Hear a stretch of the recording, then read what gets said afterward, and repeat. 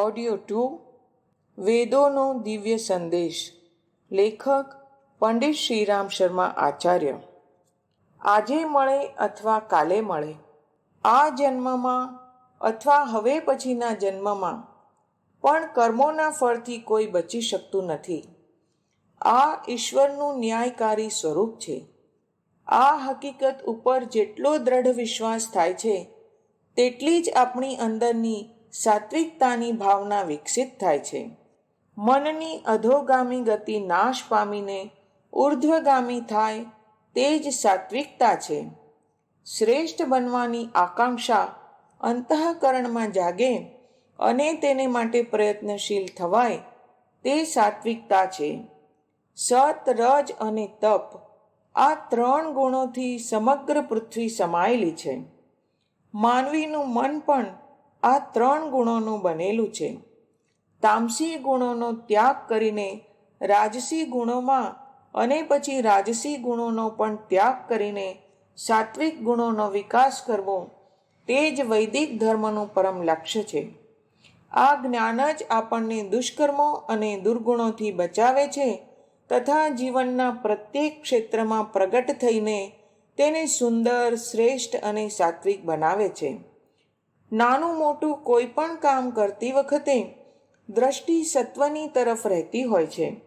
વિવેક બુદ્ધિ હંમેશા જાગૃત રહે છે અને કોઈ પણ એવું કાર્ય થવા દેતી નથી જેનાથી ઈશ્વરનો કોપ સહેવો પડે. આપણે પ્રતિદિન અને પ્રતિક્ષણ આ સત્સંકલ્પ યાદ રાખવો જોઈએ કે આપણે ઈશ્વરને સર્વવ્યાપી અને ન્યાયકારી માનીને તેના અનુશાસનને પોતાના જીવનમાં ઉતારીશું. એમાં જ આપણું કલ્યાણ છે. એનાથી આપણે પુત્રેષણા, વિત્તેષણા તથા લોકેષણાની ભાવનાથી છુટકારો મેળવી પોતાના આત્માને પાપની ખાઈમાં ડૂબતો બચાવી શકીશું. ત્યારે જ આપણને આત્મબળ, બુદ્ધિબળ, ધનબળ અને ઐશ્વર્ય મળશે. પરમ પ્રભુની ઉપાસના એને જ કહેવામાં આવે છે.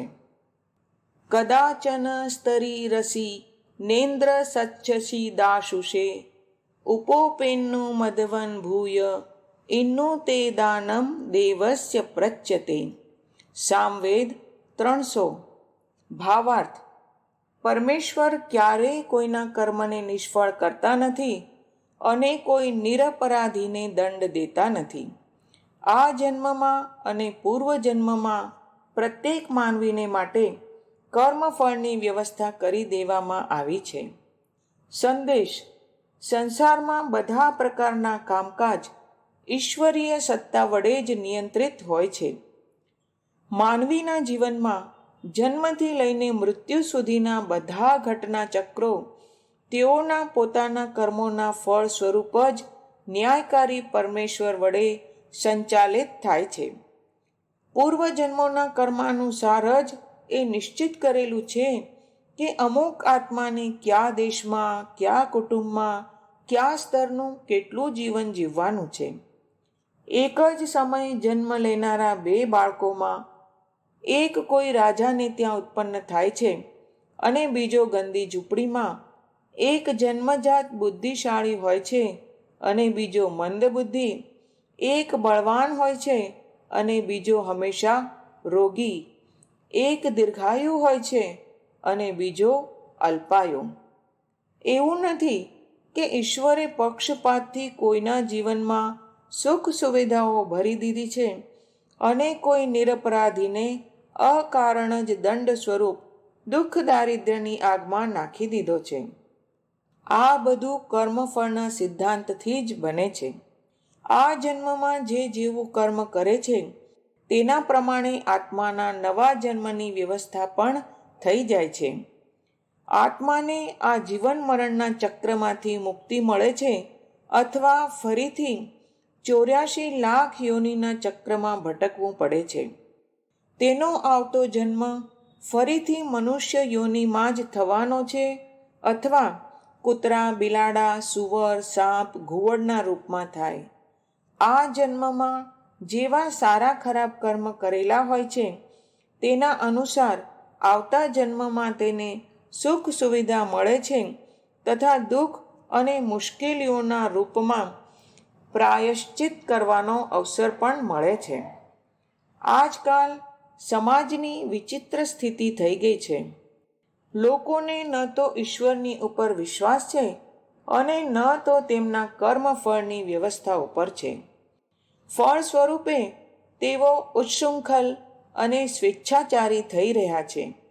દંડનો જ્યારે ભય નથી, આવતા જન્મમાં શું થશે તેની ચિંતા નથી, તો પછી રોકનારા કોણ રહી ગયા? વિવેક બુદ્ધિ પણ શા માટે સાથ આપે?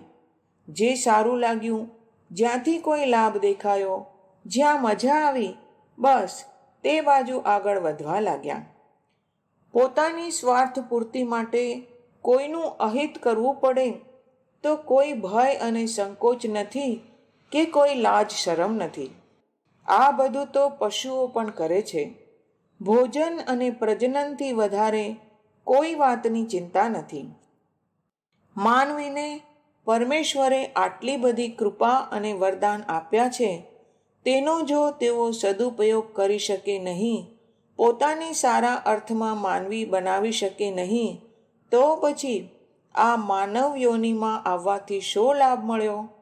પાછલા જન્મના પાપ કર્મોની સજા તો ભોગવવી જ પડે. તેના કારણે આ જીવનમાં દુઃખ અને મુશ્કેલીઓ ઉઠાવવી પડે છે. થોડું પ્રાયશ્ચિત કરવાનું તો આપણાથી થઈ શકતું નથી. ઉલટાનું વધુ પાપ કર્મોમાં ફસાય છે. પરિણામ એ થાય છે કે બાકીનું જીવન પણ નારકીય થઈ જાય છે અને આવતા જન્મમાં ન જાણે કયા રૂપમાં દંડ ભોગવવો પડશે. આ સત્ય ઉપર પણ વિચાર કરવો જોઈએ. ઈશ્વરના આ ન્યાયકારી સ્વરૂપ અને કર્મફળની મહત્તાને બરાબર સમજી લેવાથી માનવી હંમેશા સદવિચારો અને સત્કર્મોમાં જ લાગ્યો રહે છે તથા કુવિચારો અને દુર્ભાવનાઓના આક્રમણથી બચી જાય છે. ગુહ્યતા ગુહ્યમ તમોવી યાત વિશ્વામિત્રણમ જ્યોતિષ્કર્તા યદુષ્મસી. ઋગ્વેદ 1:86-10. ભાવાર્થ: હે ઈશ્વર, અમે અંધારી ગુફામાં પડ્યા છીએ. આ ઘોર અંધકારમાં અનેક ખાઈ જનારા રાક્ષસો અમને સતાવી રહ્યા છે. આ અંધકારનો નાશ કરીને અમને પ્રકાશનું દાન આપો, જેનાથી આ શત્રુઓથી અમારો છુટકારો થાય. સંદેશ: આ મંત્રમાં ઈશ્વરને સાધારણ અંધકાર દૂર કરવા માટે પ્રાર્થના કરવામાં આવી નથી, જે એક દીપક સળગાવવાથી અથવા વીજળીનું બટન દબાવવાથી દૂર કરી શકાય છે. અહીં તાત્પર્ય અજ્ઞાનના અંધકાર સાથે છે. આપણે ચારે બાજુથી આ અજ્ઞાનમાં ઘેરાયેલા છીએ. એમાં કામ, ક્રોધ, લોભ, મોહ, સ્વાર્થ વગેરે આપણા આત્માને પતનની ખાડીમાં નાખવા માટે પ્રયત્નશીલ હોય છે. આપણે પોતાનું કે સંસારનું ભલું કરી શકતા નથી. ભગવાને આપણા પાછલા જન્મના પુણ્ય કર્મોના ફળ સ્વરૂપે આપણને આ મનુષ્ય શરીર આપ્યું. બડે ભાગ માનુજ તન પાવા. અને આ શરીર એટલે આપ્યું કે પ્રભુએ આ સંસાર રૂપી સુંદર બગીચો બનાવ્યો છે, તેમાં આપણે માળીની માફક તેને વધુ સુંદર બનાવીએ. પરંતુ અજ્ઞાનવશ આપણે તેના તરફ જોવા જ ઈચ્છતા નથી અને પોતાના નીચ અને કનિષ્ઠ સ્વાર્થોની પૂર્તિમાં જ લાગ્યા રહીએ છીએ. દરેક વખતે લોભ, મોહ અને કામની પૂર્તિ કરવા તાણાવાણા બનાવીએ છીએ અને તેમાં અડચણ આવતા ક્રોધ કરીએ છીએ. પુત્રેષણા, લોકેષણા અને વિત્તેષણાના સિવાય બીજું કાંઈ દેખાતું નથી. સંસારમાં જે કાંઈ છે તે બધું અમને મળવું જોઈએ. બીજા ભૂખ્યા મરે તેની અમને કોઈ ચિંતા નથી. સ્વાર્થ પૂર્તિને માટે આપણે આંધળા થઈએ છીએ. આપણી ચારે બાજુ એટલી ઊંચી દિવાલ ઊભી કરી લઈએ છીએ કે પરમાત્માનો દિવ્ય પ્રકાશ આપણા સુધી પહોંચી શકતો નથી. આપણે આત્મા પંચકોશોની અંધારી ગુફામાં પડ્યો બરાડા પાડે છે અને આપણને તેનો અવાજ સંભળાતો નથી. તે દિવ્ય પ્રકાશની જરૂરિયાત છે, જેનાથી આપણે આપણા આત્માને જોઈ શકીએ, તેનો અવાજ સાંભળી શકીએ અને આત્મા તથા પરમાત્માના મિલનના દિવ્ય આલોકને ચારે બાજુ ફેલાવી શકીએ. આત્મજ્યોતિના પ્રકાશની આગળ હજારો સૂર્યની જ્યોતિ પણ ફિક્કી પડી જાય છે. તમસોમાં જ્યોતિર્ગમય અસતોમાં સદગમય. અજ્ઞાનનું અંધારું જતું રહેતા સત્યની જ્યોતિ અમારા જીવનને પ્રકાશિત કરે છે. મૃત્યોર્માં અમૃતમ ગમય. આપણે મૃત્યુથી અમરતાની તરફ આગળ વધીએ. સત્ય જ્ઞાનની પ્રાપ્તિ થવાથી જ માર્ગમાં અવરોધ ઉત્પન્ન કરનારા રાક્ષસોને ઓળખવા શક્ય બને છે. ત્યારે ખબર પડે છે કે જેને આપણે પોતાના હિતેચ્છુ સમજીએ છીએ તેઓ આપણી ઘોર ખોદતા રહે છે અને જેણે શત્રુ સમજતા હતા તેઓ જ ખરા મિત્ર છે. ભારતીય જીવન પદ્ધતિનો આ સાર છે. ભારતીય શાસ્ત્ર અને વિદ્યાનું આ જ લક્ષ્ય છે. અંતઃકરણમાં પરમ જ્ઞાનને પ્રગટાવીને તેના પ્રકાશથી સંપૂર્ણ જીવનભર માર્ગદર્શન મળતું રહે એવી અહીંની પૂરી વ્યવસ્થા છે. ચિત્તમાં જ્ઞાનનો ઉદય થવાથી સમસ્ત કર્મ તે પ્રમાણે અને તેને અનુરૂપ થાય છે અને માનવી સરળતાથી આત્મોન્નતિના માર્ગ ઉપર આગળ વધે છે. અજ્ઞાનનું અંધારું દૂર થતાં જ જીવન લક્ષ્યની પ્રાપ્તિ શક્ય બની શકે છે.